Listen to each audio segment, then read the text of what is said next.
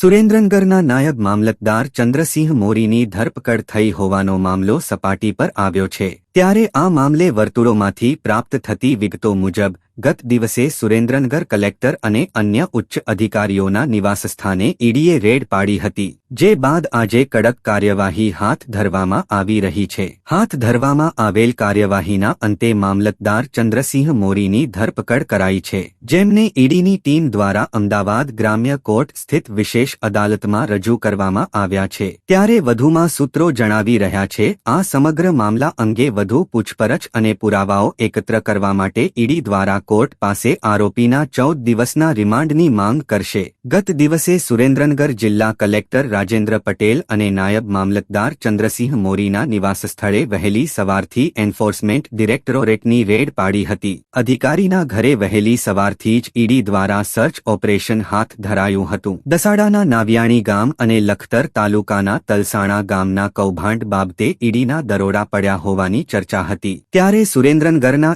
એક વકીલની પણ ભૂમિકા હોવાનું જાણવા મળ્યું છે। ઈડીએ રેડ દરમિયાન અનેક દસ્તાવેજી પુરાવા, રોકડ અને સોનાની તપાસ સહિત મહત્વપૂર્ણ માહિતી કબજે કરી છે। ઈડીએ મંગળવારે દરોડા પાડ્યા તેના 3 દિવસ પૂર્વે કલેક્ટર રાજેન્દ્ર પટેલે એન.કે. શાખાને વિખેરી નાખી હતી। એન.કે. શાખામાં રહેલા નાયબ મામલતદાર ચંદ્રસિંહ મોરી, ક્લાર્ક મયુરસિંહ ગોહિલ અને એક પટ્ટાવાળાને તાત્કાલિક અસરથી બદલી કરી નાખવામાં આવી હતી। તેને લઈ એન.કે. શાખામાં કોઈ કૌભાંડ થયું હોવાની સંભાવના જાહેર કરાઈ રહી છે।